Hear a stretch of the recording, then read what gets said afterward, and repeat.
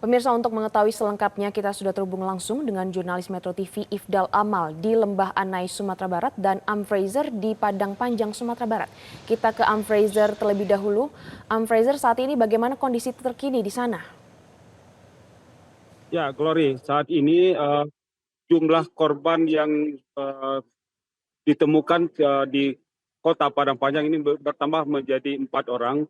Tadi pagi satu orang warga kota Padang Panjang berhasil ditemukan di pinggir Sungai Batang Anai dan korban langsung dilarikan ke rumah sakit umum daerah Padang Panjang. Dan siang ini uh, panitia atau petugas relawan dan relawan juga berhasil menemukan 4 korban lagi yang terjebak di dalam sebuah mobil Innova, dan korban yang di dalam mobil Innova itu langsung dilarikan juga ke rumah sakit umum daerah Padang Panjang. Jadi total hari ini ada sekitar 5 korban yang dalam kondisi meninggal dunia yang telah ditemukan. Dari 5 korban itu, 1 warga kota Padang Panjang dan 4 lainnya itu karena di atas mobil diduga itu adalah pejalan atau warga lain yang sedang melintasi kota Padang Panjang.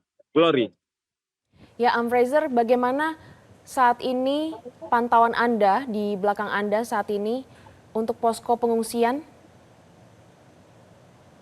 Ya, di belakang saya ini adalah posko pengungsian khusus untuk korban yang tinggal di Silayeng Bawah atau rumah mereka yang ada di kiri kanan jembatan tempat peristiwa banjir bandang terjadi. Nah, di belakang kita ada kelompok anak-anak OSIS dan peduli anak dari SMP Negeri 2 Padang Panjang. Mereka memberikan trauma healing terhadap anak-anak yang ada di sini. Rencananya mau bikin game dan serta menghibur anak-anak yang menjadi korban. Nah, selain ada trauma healing dari forum anak-anak ini, tadi juga kita lihat banyak bantuan yang sudah mulai masuk. Yang bantuan tersebut adalah dari warga Padang Panjang dan Bukit Tinggi dan sekitarnya. Jadi bantuan dari luar daerah seperti dari Kota Padang atau dari pusat itu belum bisa memasuki ke daerah Padang Panjang karena masih jalan yang menghubungi menuju Kota Padang Panjang masih terputus. Jadi bantuan yang dikirim oleh warga atau diantar oleh warga sekitar ini adalah berupa selimut, pakaian layak pakai, pakaian anak-anak dan orang dewasa, serta makanan kemasan dan nasi bungkus. Nah, selain itu mereka juga memberikan bantuan berupa roti-roti dan air mineral. Glory. Ya, Fraser, menurut pengamatan Anda di sana, bagaimana dengan proses pencarian warga ataupun korban yang masih terjebak di rumah mereka? Ya, tim penanggulangan bencana di Kota Padang Panjang ini tadi membentuk 2 tim. Satu adalah tim yang spesial untuk mengevakuasi material longsor atau banjir bandang yang terdapat di jembatan kembar atau batas Kota Padang Panjang dengan Kabupaten Tanah Datar. Kemarin hingga malam tadi mereka bekerja hingga larut malam itu berhasil membuka satu jembatan sehingga kendaraan roda 2 sudah bisa melintasi. Nah, sementara satu jembatan lagi ini masih belum bisa diakses, dan pada hari ini ada 4 unit alat berat yang dikerahkan akan membuka akses satu jembatan itu lagi. Nah, sementara satu tim lainnya adalah melakukan penyisiran aliran Batang Anai ini karena informasinya dari korban yang telah ditemukan kebanyakan adalah sudah terbawa oleh arus. Seperti yang tadi pagi itu adalah berjarak sekitar 2 kilometer dari titik lokasi kejadian. Korban warga Kota Parapanjang yang ditemukan di pinggir aliran Batang Anai ini. Nah, jadi tim yang kedua ini adalah spesial untuk menyisir aliran Batang Anai untuk mencari korban-korban lain, kemungkinan masih ada yang tertimbun. Dan hingga saat ini juga sudah mulai ada warga dari luar Kota Padang Panjang yang juga melaporkan anggota keluarga mereka yang hilang diduga saat melintasi kawasan batas kota tersebut.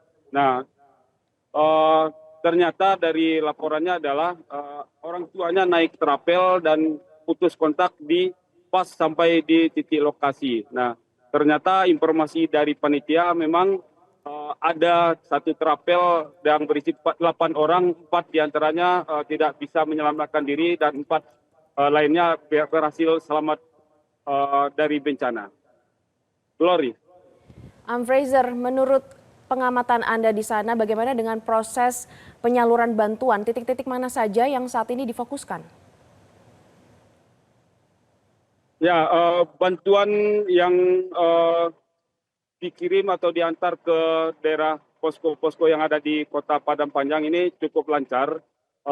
Posko induknya berada di Gedung Sapi dan posko pengungsi paling besar juga terdapat di Gor Pancalawe. Nah, bantuan juga sudah banyak masuk ke tempat-tempat tersebut. Sementara pengungsi lainnya yang berada di rumah atau rumah-rumah saudara mereka, itu tim yang ada di posko tetap menyalurkan makanan seperti untuk makan pagi, makan siang, dan makan malam terhadap keluarga korban yang mengungsi tersebut, walaupun mereka tidak berada di posko. Jadi seluruh korban atau keluarga korban yang berada di posko ini tetap terjaga makan siang dan gizi mereka. Demikian juga dengan untuk makan pengungsi yang di tempat-tempat tidak di posko. Nah, selain itu, bantuan berupa alat berat itu sangat diperlukan oleh tim evakuasi dikarenakan material longsor dan beratnya beban batu-batu yang besar yang akan mereka evakuasikan. Nah, ini kita lihat tadi di lapangan alat berat yang bekerja di jembatan tersebut sangat kecil. Ketika 2 unit alat berat bersatu mengangkat batu yang cukup besar ini, mereka tidak mampu, dan akhirnya alat berat ini hanya mampu mengevakuasi batu-batu kecil dan lumpur. Jadi bantuan alat berat yang cukup besar untuk menormalisasi sungai serta mengevakuasi batu-batu besar yang ada di jalan. Dan seperti yang kita lihat juga di belakang saya ini juga sudah mulai lagi berdatangan bantuan dari warga sekitar untuk korban. Dan seperti dari KIT dan dari PMI dan dari berbagai unsur kemasyarakatan yang ada di Kota Padang Panjang.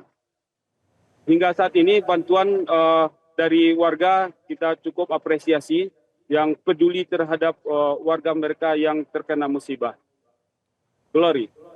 Baik, Fraser, lalu bagaimana dengan kesiapan tim medis di sana mengingat masih banyak korban yang terdampak?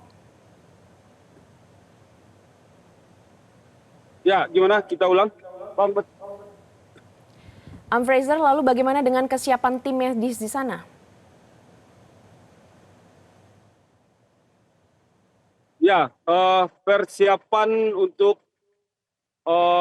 pencarian selanjutnya ini memang ya diperlukan peralatan-peralatan yang memadai, Glory. Kita minta maaf tadi pertanyaannya kurang jelas karena ini ya bisa diulang, Glory. Ya, Fraser, lalu bagaimana dengan kesiapan tim medis di sana? Oh ya, untuk tim medis di setiap posko pengungsi ini sudah disediakan tim medis dari berbagai puskesmas dan rumah sakit yang di-standby-kan di posko-posko ini. Nah, seperti kita lihat di posko ini juga ada 2-3 orang tim medis berupa perawat dan dokter yang selalu berjaga. Jika ada pengungsi yang membutuhkan penanganan secara serius dan kecepatan yang harus segera ditangani, maka tim medis sudah standby. Nah, selain itu di posko-posko pengungsian ini juga sudah di-standby-kan misal 1 unit transportasi ambulan misal untuk membawa jika ada pengungsi yang membutuhkan untuk dirujuk ke rumah sakit terdekat kalau seandainya tim medis tidak mampu menanganinya di lokasi ini. Baik, dari Amfrazer di Padang Panjang, Sumatera Barat. Jelajahi cara baru mendapatkan informasi. Download Metro TV Extend sekarang.